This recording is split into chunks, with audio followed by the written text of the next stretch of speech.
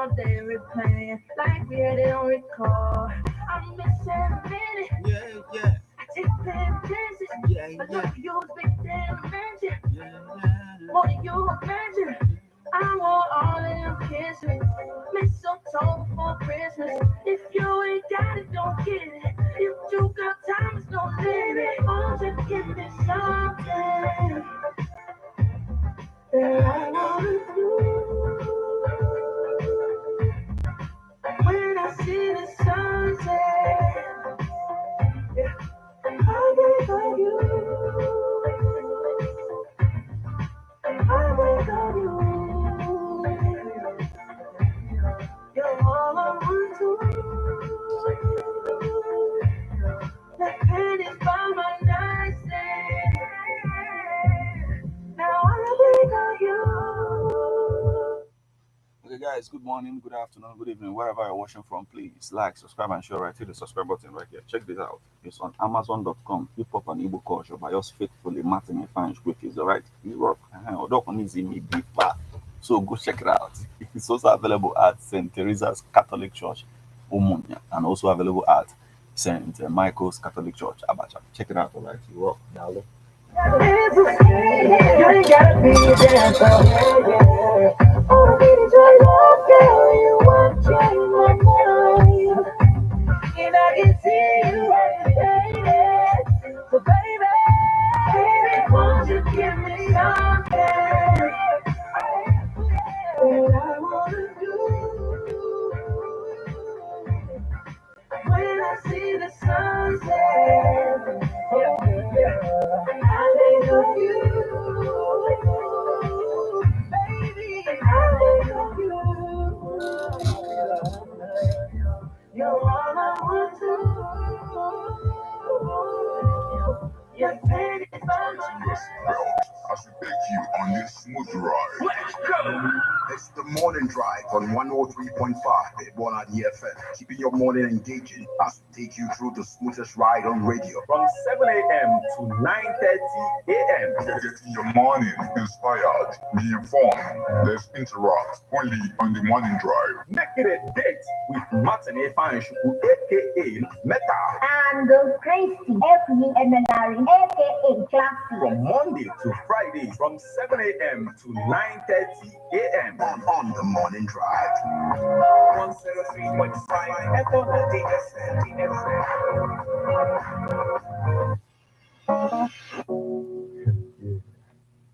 Ooh, baby. Mary J. Blige. Morning. Smile. It's just so plain. When the life comes and I wash away. Till the sun comes and it smiles again. Smile for me. Smile for me. All those already days. When the life comes and I wash away. Till the sun shines and I see your face. Smile at me. Smile at me. Oh, what a daisy already is sexy and cool. And begin to love me. Oh, what should I work hard to gain no one? Nothing. The love for you know you, baby. Cause every time the sun shines bright, it gets so cloudy. It's just so rainy days when life comes and wash away. Till the sun shines and it smiles again. Smile for me, smile for me. All those already till the life shines and I wash away. Till the sun shines and I see your face. Smile at me, till I be one away. Can't stand it. Baby, can you tell your fall about chasing those walls on falls? Yeah. You see me fall. Can you tell your fall about chasing those walls on falls? Yeah, you know, sometimes the road don't find the rain. The God it feels like show the pain. Just all of the stars and skies again. Smile, give me busy, I can't believe it. That we got you. Yes, I just to grab on the rainy days and smile for you when the skies are gray. I'm a teardrop away from crying. Ain't no view from the wind from down. Dear Lord, could you shower my days, whenever it rain on me. Saturday, the air I breathe, I'm an angel. I can so can fly. Down over the world, don't cry. See the sun shines and the smiles again. Smile for me, smile at me. All those rainy days when the light comes and I wash away. Till the sun shines and I see your face. Smile at me, smile at me, smile. Beautiful me, don't at me. Yeah, the border for the corner, stand up. Stand up, baby, we're gonna make it. And the walls of Marvin Gaye, one is not the answer. Everybody for the way, can you stand it? Baby, have me.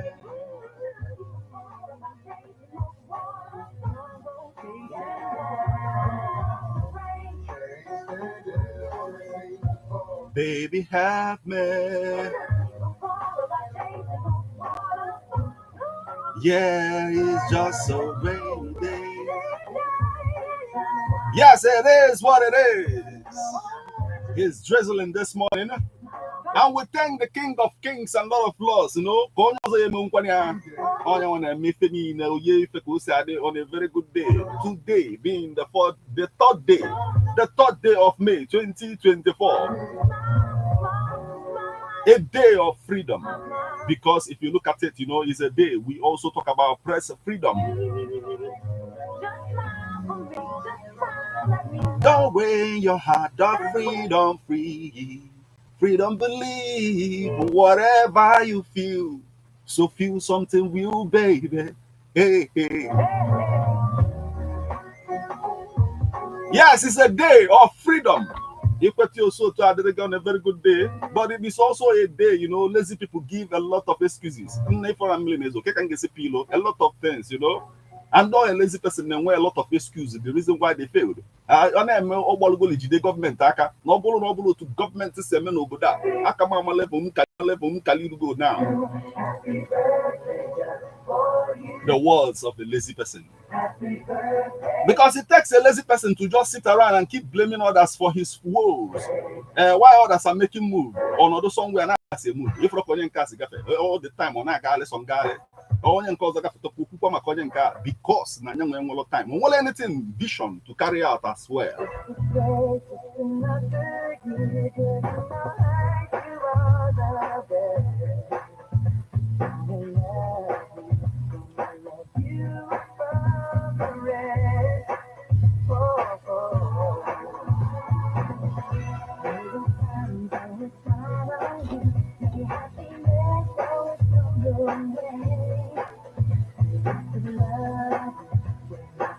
Oh yeah, Meleju when I say that you know, small mind gather. If but you know, great mind gather. What they discuss is ideas.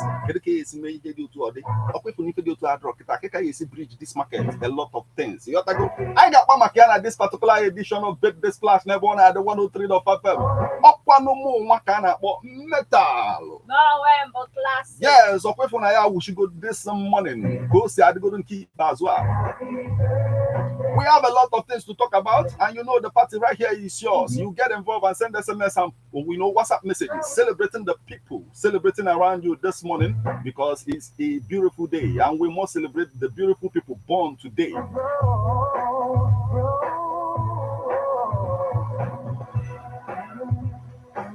And I call in American and I call, you know, Mexican brothers and sisters, like in the Mexican, you know, the people they refer to as Red Indians when they were invaded. And when we invaded the Yabo country, a situation whereby in India, you know, white people from UK for United Kingdom move. And they will also witch hunting now, United Kingdom. While also where Banaba, you know, America on a very good day. Bagagide na China, Hachogide, when Watana Kahaluzi. But they thankful. Where's I discover Panuana? Manakahana men a discover and then on a naho, Yotago, Ano go, and the Red Indians and the Mexicans are.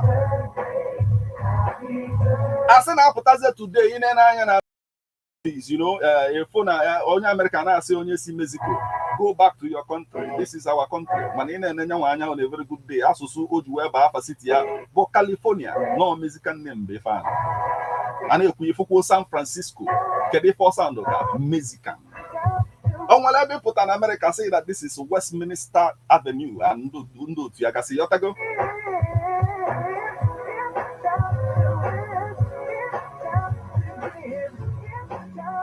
Man, can I care with it? Bona Ekuonya had the proud of Kulabopo said that we discovered it. No, discover America. But what come on this about a say I discover River Niger. Omanando Mombala in Bonya Monaco, now on a million Akukum, or Malono, or Yamelo, you are not at Tapota, I said, discover, River Niger. As I said, now, because Kedonia discover Mungo Park, because Akoko Otipoju. Oga Otopan Ototo is about to go down right now. Because right about Fundua, I get celebrating Deacon is celebrated this morning, and you know the party is yours. Get involved, send SMS or WhatsApp messages on 08096661035. Information, the sacrifice they make to, bridge peace in, the world, all over the world, all the journalists in make do at the end of the day. Government kusuase biko wayo, ndemadu kusuase for biko wayo. And I try and I connected the dots. You have to go to make, to achieve world peace.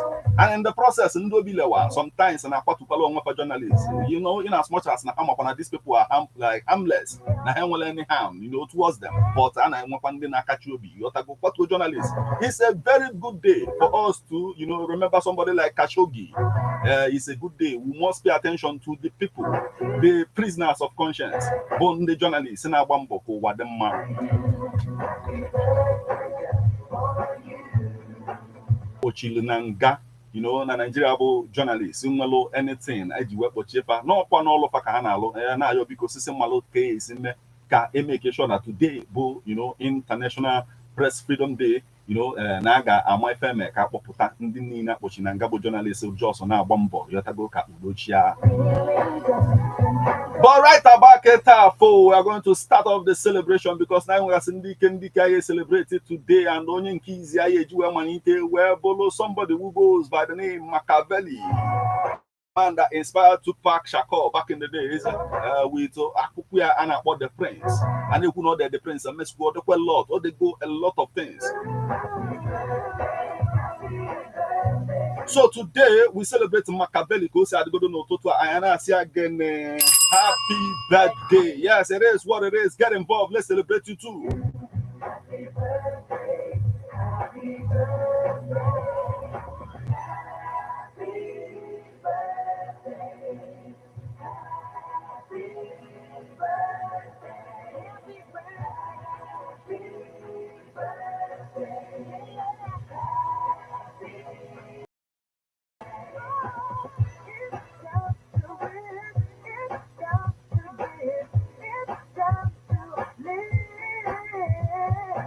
Yes, it's a beautiful day and we must celebrate greatness.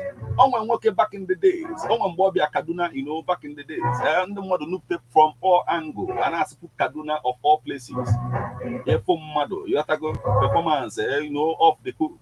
And we are talking about no other than the man that lost one morning. He had go to studio that day. Wow, I feel good.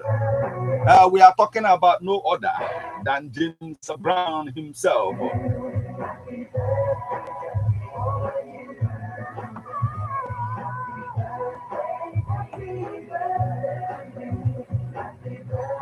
Onye Gosiale Egwu on a very good day, even inspire Nigerian musicians a lot. Na payback, egwu ya onwere egwu ya na payback. Bopia ya be egwu keropa.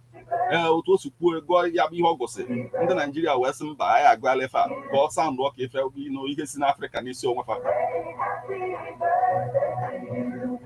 All our Jabuzo, Yotago, where Piankia get on down. Yotago Pia by get on down at the end of the day. A lot of things. But I celebrated James Brown this morning. James Brown, for his contribution in the music industry, for lifting our souls with wonderful songs. And I see again this morning. Happy birthday. Yes, it is what it is. Get involved. Let's celebrate you too.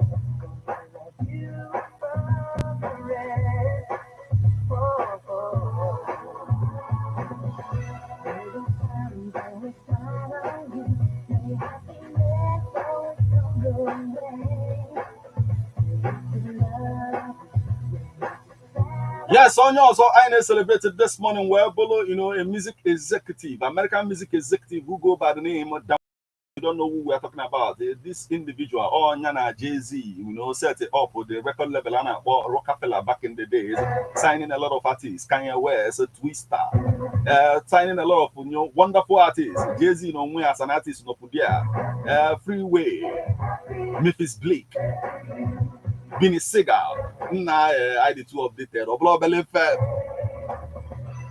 yes, it's unfolding. So this morning I celebrate to go to Diamond Dash, do Naketa, Yotago, and was a love lost, you know, amongst the two individuals. I'm talking about Diamond Dash and Jay-Z. But today he was born. Diamond Dash was born May 3rd, 1971 in New York City. And I say again, happy birthday. Yes, all the go say they get involved. We need to celebrate you now.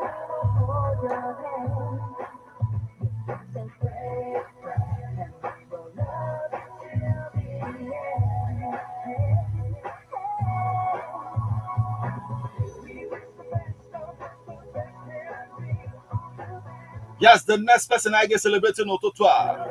Well, but one of those people got away from a boxing ring. They say that if this fine boy in a bear, man, Monday will I be up on ya, and even maybe at the end of the day. Yeah, based on now, will I be up by you have to go on with Zulu. Man, somebody like Tyson, you know, saying if you are for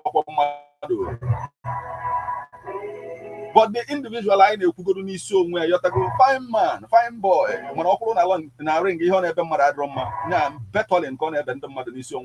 So he goes by the name, you know, Sugar Ray Robinson. He's an American boxer, you know, one of the boxers as the fastest, one of the fastest. Yeah, Obu wasn't Oblomaka Nke, Ryan Garcia, and Kita as well. Yeah, Onyasona, one of the fastest, and born May 3rd, 1921. And I say again, happy birthday. Yes, all the go say they get involved. We need to celebrate you. Get up for.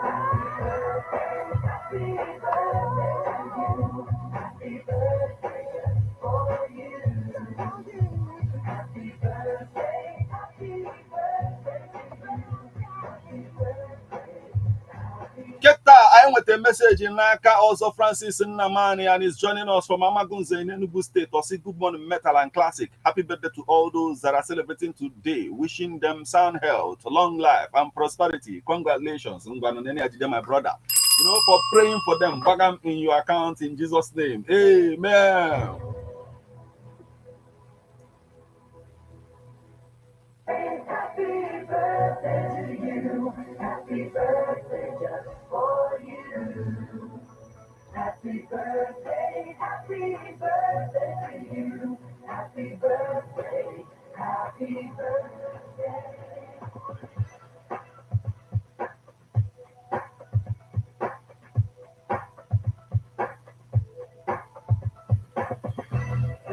It's another year, giving my life, you are the best. I love you for the rest. Yes, today is also the birthday of Dwayne Haskins, American football quarterback, born May 3rd, 1997 in Highland Park. And I say again this morning, happy birthday. Yes, send SMS or WhatsApp messages on 08096661035, and then you become part of the conversation and celebration, because it is celebration galore up in here.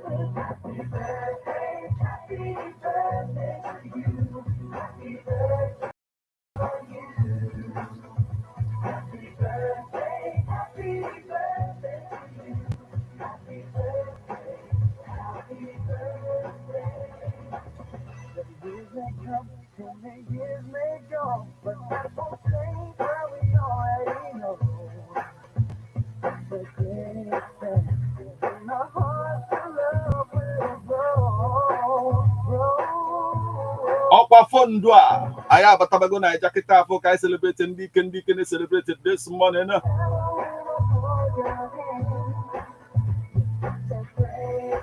Akana Joya Bajojo, who discovered Mungo Park Beacon? Ebo discovered River Niger. A lot of things to talk about. right about phone. Let's celebrate. Ndi can celebrating in Nigeria this morning, as today is the birthday of Iwobi, Alex Iwobi, Nigerian footballer. Today, and we are celebrating him right now. One no culture, so I say again, happy birthday. Yes, what go back again? Said there.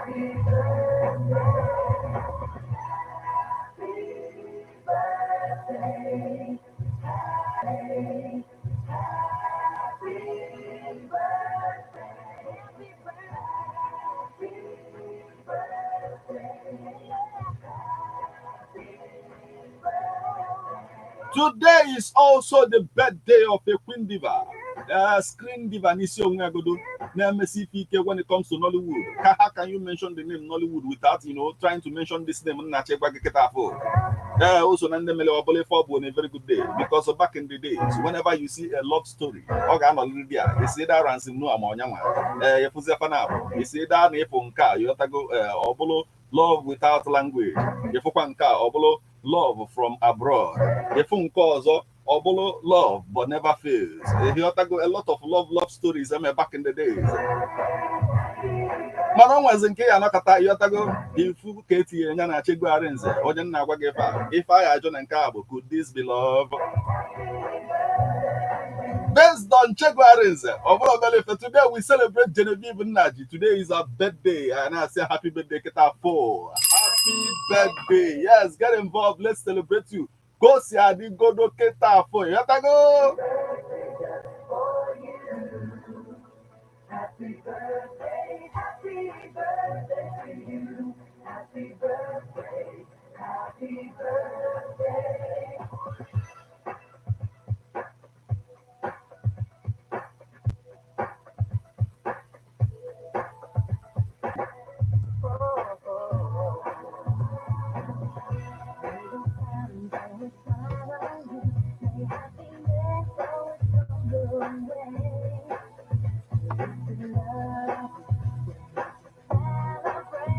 Money man all go mbo jabo Keta 4. You have to go video portable right about now.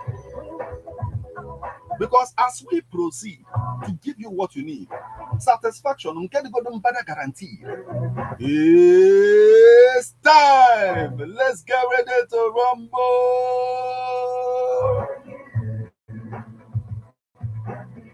Akoko oti yatagon kebi go na kwansa Keta 4 ko say I did this morning. Akoko pusa yotago and nke ayeju na amabata okanko but onwa anyi na-eti mgbu na-etisi mkpu ike na ya mara ka esu eme yotago mana before otigbo mkpu aka na abaho gi ofu aka o we bulu no me oje pigbo nwa yotago osi na ike agwa adiozi oji azu ike nya anokata ife akwa oje wetakwa yotago ụmụ ihe niile a na-ekwu na country adro mma na onya obuzi reason mmadụ ga-eji wee buzi nwa ọmụ amụ enu wọrịgo ko esede we are for reason a situation whereby na mmadụ na-ebezi akwa otu a wee buzie nwa ọmụrụ amụ ọzọ enu ya na-etizi mkpu nọ ike gwụrụ ya ka eyi ife befe a we'll talk about it now. Mana akụkọ nke izi anyị ji wee na-amabata n'ụtụtụ a wee bụrụ yotago akụkọ a na-ajụ ajụjụ wee sị what's in a book? You will never know until it's at a note on a very good day. On your village, when I got black man, you have to go. You work on a very good day because no one actually from a black person. A day and him on a very good day. Or for your bow for one side. Asena oboro na omeka obi mepe ya ba ogbo hot info na-ekwu on a very good day because for example in weke na okwa anya na o say hip hop and Igbo culture isi ka edife befa kedu ka hip hop na Igbo si we beze together okay na o mepe ya malo je mepe ke malo body yes all the neighbor na the 103.5 FM nke Martin Ifeanyi Chukwueze edela all the available you have to go na St. Teresa's Catholic Church dey na Umunya otu aka o si we dekwo na St. Michael so nke dey na Abacha. Ijazana, www.amazon.com. You have to go check it out. There, all the good there too. All them part, now you maintain a reading culture. You have to go because in keep as ourselves, it is also an industry that employ a lot of people. Mobile I go back there at the end of the day. Or if I check over back, now I need to tap into it as a people.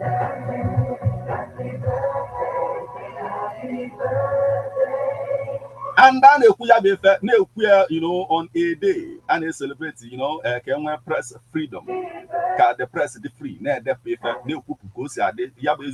now document. You have to go on a very good day because those documents are the important part, even for the future generation. No. I consult. As if then a vanguard over do to do to. If the Lona Punch, was do to do to. Or the important part. So one of my can hear press freedom today. When I can do still. Well, all the motors we are listening to Makayabo all over. Can even now only a boy and another had the yes, here about challenges and the face guy. If that's now all along with talk was missing word and I would defend their question in put in place. Can you ball and I of my autos were questions. So now today I work with them. If you your awareness, challenges in the face, Ian and media, and I'm also guess one way me a call where all days ago for that. And never level here was a magazine, no to was this where back or the Puno somewhere like that, or the Wapoto Oswa, the Lotanaga, but not the company I never lie and I may here was a limit or where the Masona today. Just what was starting, but and Equespano in never lie and if was a media and dinner and after all we're bound. Okay, yes, it is what it is. It's and Equespano in never lie and if was a media and dinner and after all we're bound. Okay, yes, it is what it is. It's unfolding journalists on the street. You have to go against a mob, against a lot of things that could come against the journalists. Enact laws that will protect the journalists on the street. You have to go against a mob, against a lot of things that could come against the journalists. Yes, we also have this on Facebook. It is coming from Joshua. Okay, just the good work. Thank you so much for joining us this morning, my brother.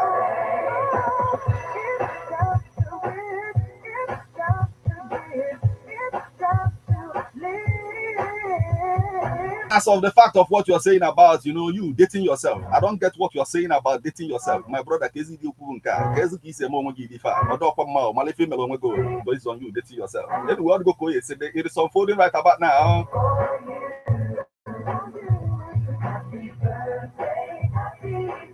On our WhatsApp portal, we have this message coming from Agonabo, from Agluzibo, now for Agluzibo, and he says, I'm celebrating with all the celebrants, wishing them happy birthday. I'm Bagam in the account, on my own account, and all born at the fans. Amen. Imagine in the bottle number everywhere in Nigeria, and the Ibadanese activity and imperialism have turned into Iberiberism in Nigeria.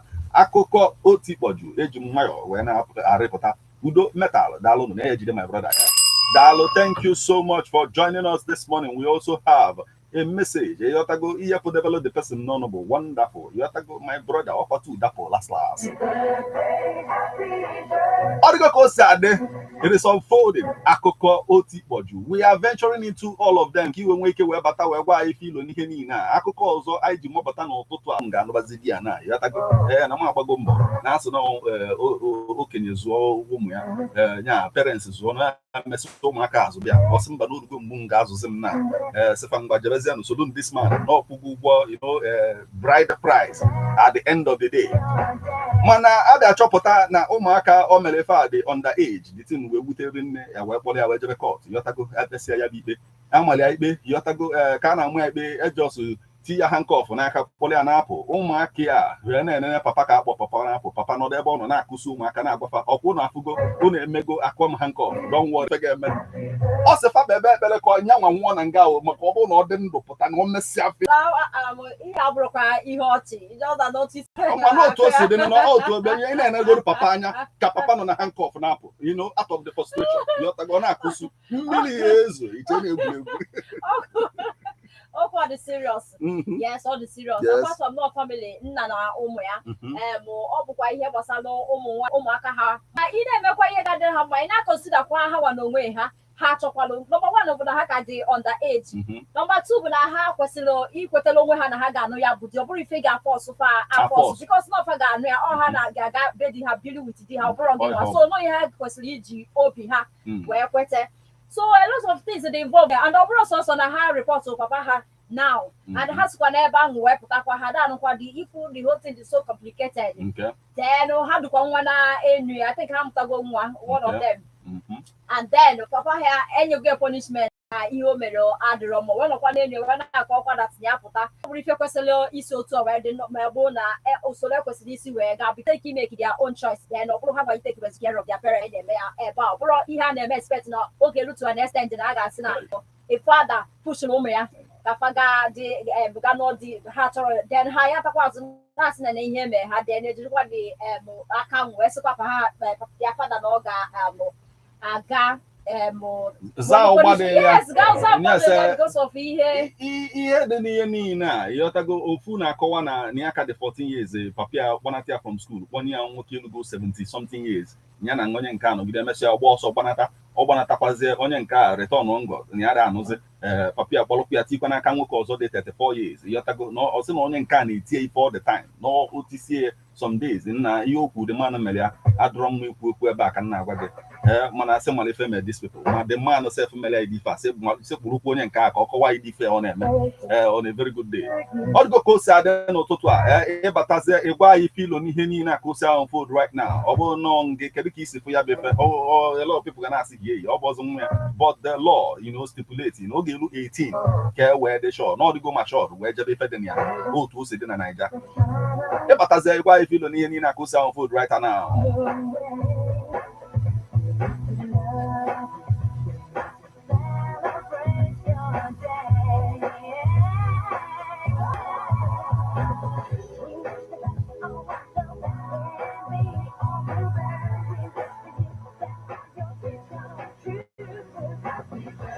It feels good to see a hater as a fan because on a very good the hater bụ the number one fan. Onwere onye na-aka follow up ka hater bịọtago onu idi follow up ọ na-apịa gị ka m na-agwa gị kịta afọ na-esosi gị ike na-asị ewe onye emebibi ha ọ na-esokwala gị na-hate na-ejekwala mana ọ na-like gị n'elu ya ọkwa the likeness bụ nyanwa bụ hate at the end of the day ọ na-agbasi mbọ ike as a hater ọ bụ anyway ọ bụrụ na haters ga doesn't mma just transfer some to me just give me some of your haters I need more haters anyway what go kosa dị food n'ịbata n'ụtụtụ anya na-akpa ife niile na ka o si ahụ food na akụkọ ọzọ anyị ji wee bata wee bụrụ akụkọ gbasara a 24-year-old mother emere arrest kịta because na ọ drown nwa ya nwoke dị 1 year old kpọrọ nwa ya nwoke a ga-etinye ya drown gidi emegide tụrụ ọnwụọ tinye ya na mmiri gbagide mmiri tụrụ mmiri gbagbuo ya mana polisi nwefezili ya yọtago jide ego dị aka fọst wee na-ajụzi ya kedu ka o si adịrị gị ihe a na-agwa gị kịta na Delta steeti ka o melụ yọtago and asị nọ na ara ya community n'ime wel ka o ji tinye nwa ya nọ aka nwa ya nwụọ n'Isoko South Local Government Area of Delta State ihe niile a na-ome mana ka polisi na-akparịrị ya ka na-ajụ ya kedu ife na-egwe gị kedu ife nwa mee gị at the end of the day ọ sị na ya nwere helper ọ sị it was only me that was taking care of the child I was the only one that was doing ka result the activities of the Ozarum na-emerge kezi ihe mmadụ na-agbaziri ọsọ from the result o jebe isi in the first place nwanne m nwaanyị biko kedu ihe ị nwere ekwu na nke a ka anyị wee na-agakwa n'iru still well ihe mere ihe a o wutere otu o si wesi otu a wee dị eziokwu na ekwube because na ya wazi adịbe ready for take care of nwa o wee gawa mere ihe dị na ihe gbasara nwa and dịka o si wee kọwa si n'ike agwụgwe na onye ya na ya dị onye ya na the father of the child bụ onye rejected ya jụkwanụ ya na nwa ya ajụ so ọ bụrụzi asọsọ ya na grandmother ya bi na-eme ihe dị na ya so n'ike ya ji ebe agwụgwụ ọ bụrụ taa nke o kwesịrị ịdị and if go ife dị inewere ụmụaka anyị ụmụ nwaanyị anya ka a na-akụziri ha otu ihe ha kwesịrị ịmagasị na protect ha ka ha ghara ịdaba ihe ha na-ekwesịrị ịba in the first place na akwadozi ihe ga-esi na ya wee pụta in this case now so akụkọ a wute mana ihe dị na ya bụ na ọ bụrụ otu anyị si eweza ndụ mmadụ onwe nwo the mind and the heart ime ụdịrị efe a so ka anyị na-epilesikere value na ndụ mmadụ no matter who arụ na onye ahụ dị marakwa na mmadụ ka bụ motions ma organization ndị ọzọ nwere ike inyere gị aka ajọs na anọrụzie nwayọọ na anwụ oge ife na-esiri gị ike ma ife na-afịara gị arụ just try ya and reach out to one or two people nwere ike inyere gị aka iwe nwee ike wee gafe nwee that stage because ọ nwere nke na-adịgide permanent ịgafekwala ya ị ga-afụkwa na as time goes on bright. Anyway, one, if you're not ready, don't get involved. Nobody did be ready for anything where to do with the other. Are you the what? I on go the weapon to get here when did it? Tell it to make your potagi, Otago, Juma, or West Sudia, Gosi Chop, Sulu, Suliani, Sion. Anyway, all the go say the Ebatano Toto, I whatever, we're below twins, Umejima. How we decide that in here, Gana Gazepo, Gana is Ori. According to them, and house culture is Rukama, ego, other valuable things in the Mebago. But at this time around, where Kahanemi and I succeeded, and I continue quite no attack on a day all the time. So this time around, I wage they say when I confess, when I say, and I was looking at the story, I'm like, twins, guess it goes to Babulu or Riga, but not decide. Joyful stuff. Well, yeah, Gabon Mill to I'm very happy now, Motalejima. And on the man like a lot. And because of that, finally they take advantage of people. And our parents are monitor of Uma would take advantage of people, it could lead to another thing. And when they come and need to like all of a sudden, would you be going to another person? You have to go up as the Obasegana Bazio or say Oboloma one them. You know, each the one million, but Oboloma one. I'm not at 2 for your doctor Fana, but Diana, but when you can now.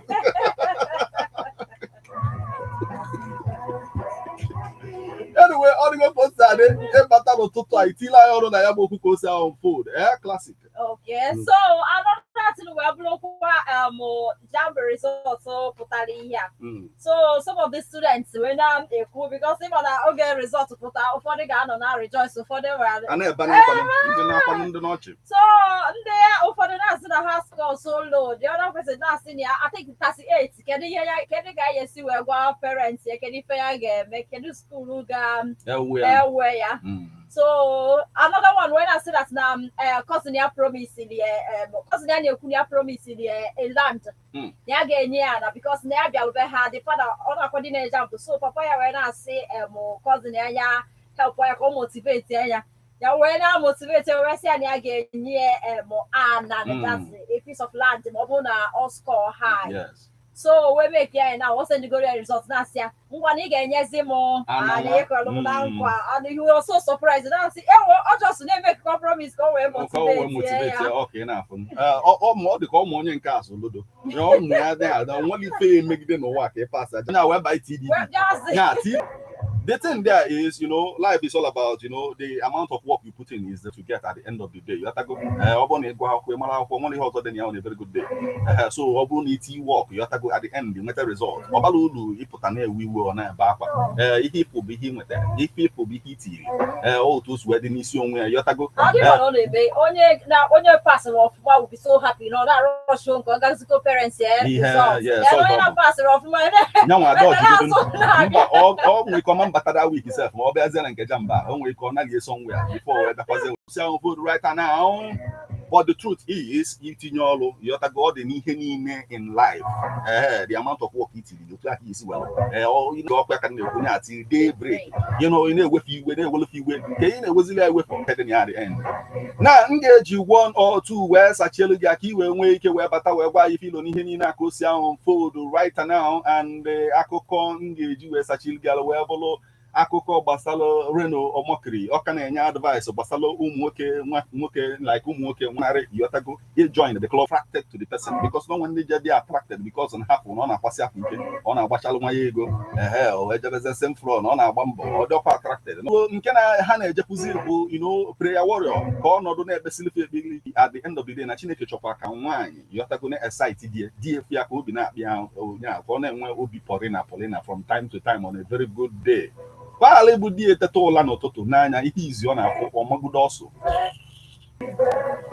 akụkọ otikpoju now nyanwa na-akọwa igrushon onye a na-attract the physically first before any other thing. Or say as a man, if you I was wrong, you are completely finished. Or say you will never be happy in your marriage if you are unhappy in your marital bed. A good character is vital in a woman. So money na onye aga nwekwa agwa mma because Johnny will get aka till death. So now onye kwesịrị ka ọ na-anya ọfụma like a sign I am million of my money here on our by any no young wabo here what for that moment as time goes on neighbors into the marriage you find that out that or proper young in it no young with the more important na about chotwa ode mmadụ gị na ya ga-ebinwu they're just now jiri maka one thing or the other wee si na onye nwa ka ị ga-eji wee nụwa onye a. Anyway, the thing only I call go here but one that an ideal wife must be able to pray, slay, and stay. You know, okay, slay, but do you have to go never no just pray. See, I lose the time for slaying. See, I can say maka slay or singing na lot go to slay now. You have to go and be to stay as well. Go to Proverbs 5:19. Or when I call the Bible, call one an ideal wife must have a bosom. You have to go if I call that. So a lot of things on your punya no toto ayotago. But he also bolopa na onyo obona di lazy. Also the worth $150 billion Tyrian account. Oye tipo ya bego. Oye likbe no because not already bambo.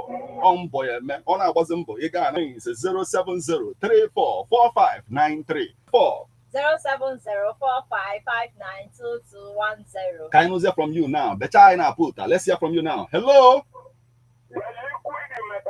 Hey, in the whiskey. No. Good morning, sir. Nobody actually don't get about first. Welcome, sir. Yes, the quality.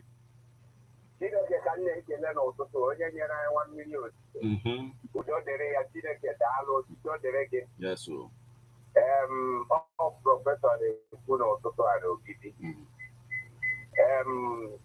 I'm go back.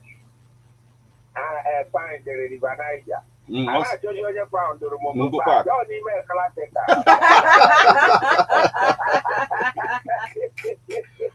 Professor. Cara, acabou de lançar. Minha mãe não now me on no going through wire. No more. All the way no go there. More I don't want. We are 9 months. We're blue wire just we well.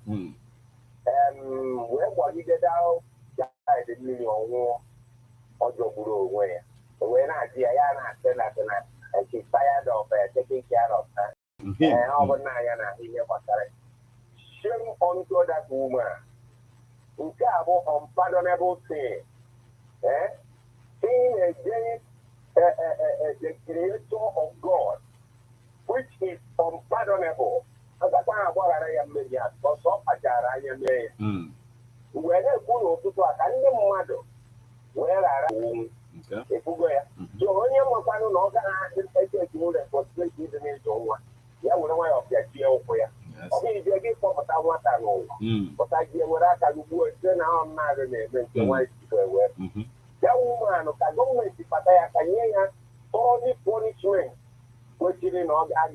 Dalo, Professor. Dalo, thank you so much. Let's see. Good morning, sir. No, young one, I get my one again. Yes. Amen.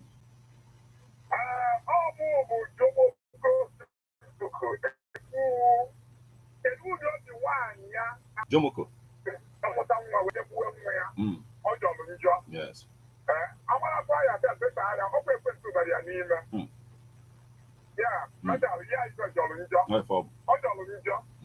You about now. Get it in where you put anything in about my camera to. Hello.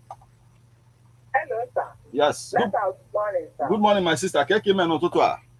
I did my classes in Ndewo. No. I don't know what to say. Here now. Gabaniru one man. Thank you, sir. I can never feel like another guy then the side and I had you. Amen. So, let's see on like the one year. On the people who take off when you're more idea.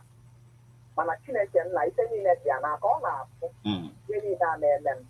I'm not going to say that no one or more will be taken. I come up with 9 and from the other one I on 1 year fire up. Yeah, no one. Somebody has your well. Okay, on your somebody when you just say, well, 1 year. But I'm thinking I will like a year. It's in there, well, I mean, I found one. Oh, man, last. But let's when you look at them. On the day I then can go on the drink and off yard. I don't know how long they use the way I come out in the eye now. Because let's hear from you now. Hello. Hey, Okogo. No. Yeah, you know good of Mokogo.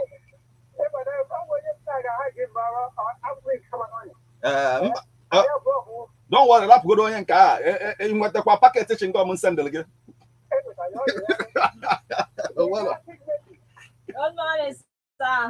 Welcome to see you. Obolo Belefem. Gavanirusa. Oh. Yes.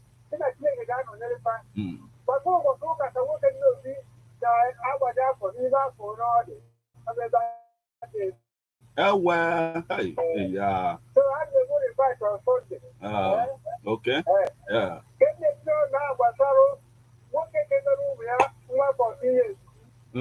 I put it a police or for years. Not.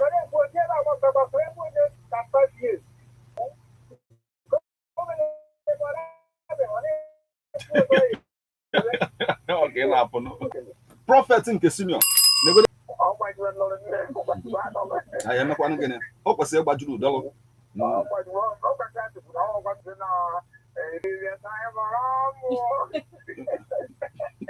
Just